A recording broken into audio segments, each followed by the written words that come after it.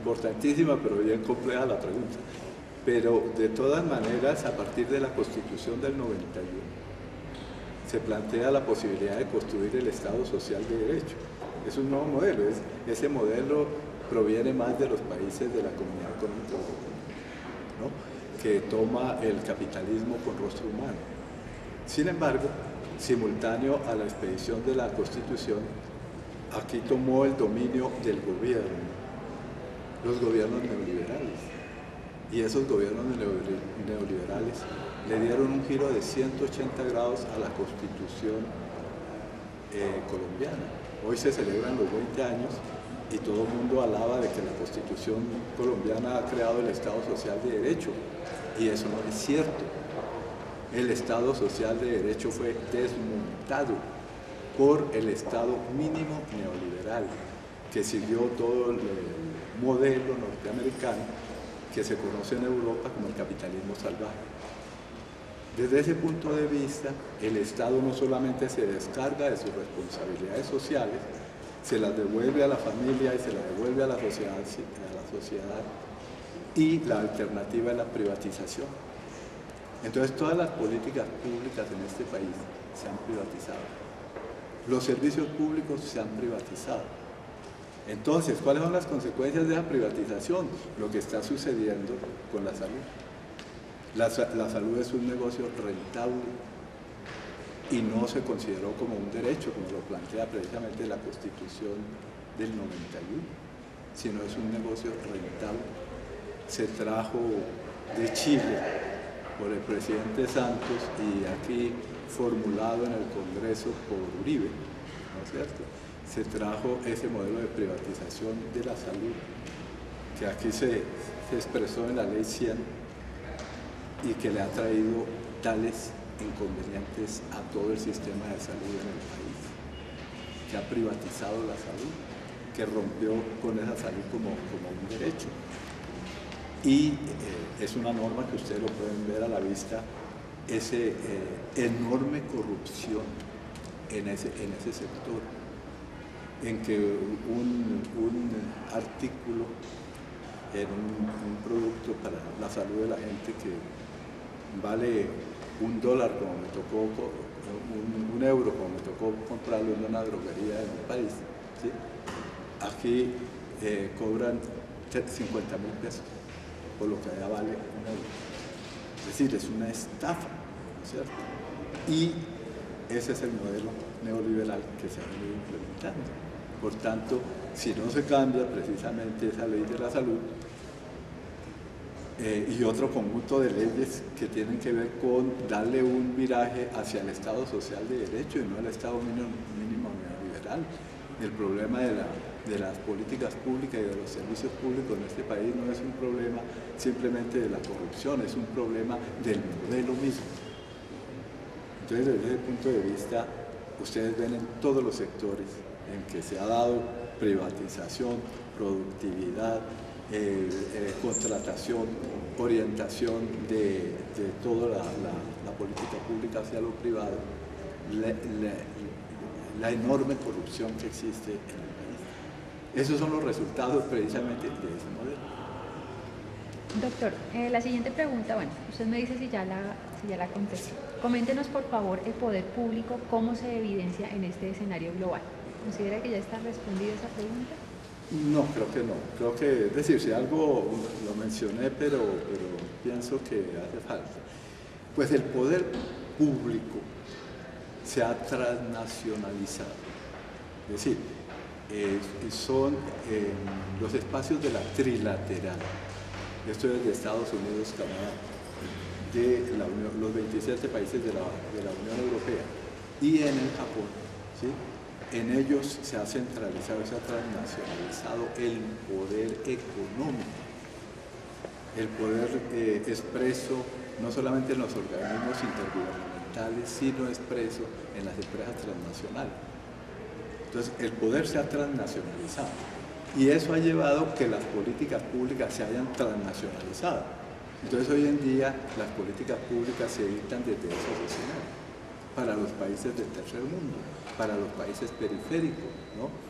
Japón para el sureste asiático, la Comunidad Económica Europea para los 27 países, pero también para sus colonias, Estados Unidos para América Latina y otros países porque su expansión es mayor, ¿no es cierto? Entonces hay todos unos mecanismos, yo lo demuestro en mi libro, de cómo la preferencia de élite del poder global, el grupo de los 8, cómo se toman las decisiones políticas.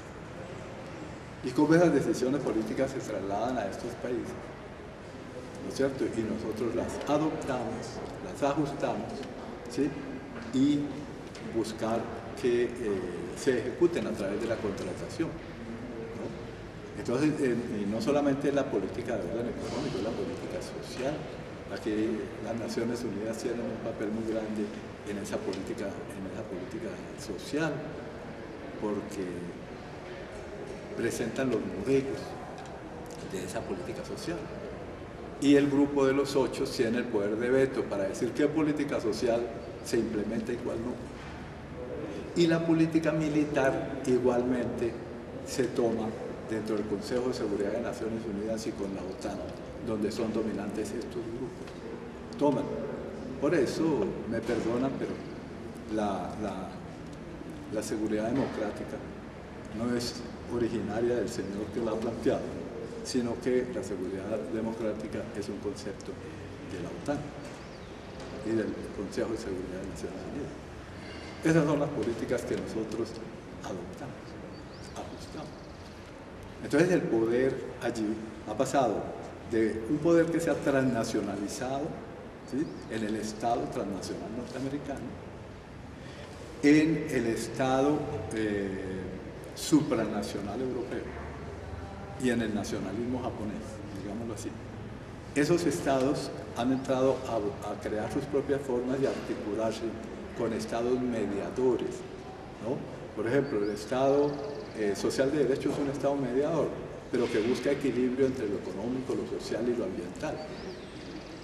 El otro es el Estado que promueve los Estados Unidos, el mínimo neoliberal, que se dedica simplemente al desarrollo de la rentabilidad y de la acumulación capitalista, sin importar ni la sociedad ni el medio ambiente. ¿Cierto? Entonces, ese Estado responde a esas condiciones. Y ese Estado entonces crea sus propias figuras. Por ejemplo, se crea el modelo del buen gobierno. Aquí lo plantean el buen gobierno como transparencia, como la urna del cristal, etc. Pero el buen gobierno es la figura o el modelo, ¿sí?, que desmonta el presidencialismo en Colombia. Yo les puedo demostrar cómo el buen gobierno desmonta el presidencialismo en Colombia, ¿sí? Y mostrar cómo el buen gobierno no es el gobierno del presidente, el sujeto único del Estado. Hoy el gobierno es un gobierno corporativo y un gobierno plural. Gobiernan las corporaciones transnacionales, gobiernan los organismos intergubernamentales y al margen gobiernan nuestros gobiernos. Entonces es lo que hay que ver en el buen gobierno, ¿no es cierto? Ese buen gobierno se monta sobre la transnacionalización de la política pública. Ese buen gobierno se monta sobre cómo legitimar los procesos a partir de la gobernabilidad y de la gobernanza, ¿no es cierto? Ese buen gobierno es mediador, ¿no es cierto?, entre los poderes globales, los poderes nacionales y la sociedad. Entonces hay que mirarlo. ¿Y cómo se rompe la separación de los poderes públicos del régimen presidencialista? Ustedes no ven que en Congreso y Ejecutivo son uno. Y ahorita, con la ley de sostenibilidad, quieren someter precisamente a la rama jurisdiccional para hacer un solo poder que cumpla las funciones que se le ha puesto al Estado, o sea, las funciones de mediador. Entonces se ha roto la separación de los poderes públicos. El poder aquí no controla el poder, entre otras cosas, porque todas las instituciones públicas se vinieron al piso. El régimen político nuestro se transformó totalmente. El sistema electoral se convirtió en marketing político. Los partidos políticos se convirtieron en movimientos de interés particular, como todos esos grupos que hay en el Congreso, con intereses particulares sobre el desarrollo de esos flujos financieros. El control que antes ejercía, digamos, los políticos y el Congreso ya no lo ejercen. Ese control lo ejercen los medios de comunicación. Los medios de comunicación ejercen control político y control social. Ustedes ven cómo los periodistas aquí sientan al presidente y a sus ministros y les dan visibilidad o no les dan visibilidad, les quitan los ponen a rendir cuentas o que no rindan cuentas. Los que están haciendo control social son los medios, es el control mediático, que controla los políticos y controla a través de ellos la sociedad. La separación de los poderes públicos con el modelo de buen gobierno se rompió. ¿Sí? Entonces, el presidencialismo por buen gobierno. Y la administración pública se convirtió en nueva gestión pública, o sea, aquella gestión para el mercado, ¿sí?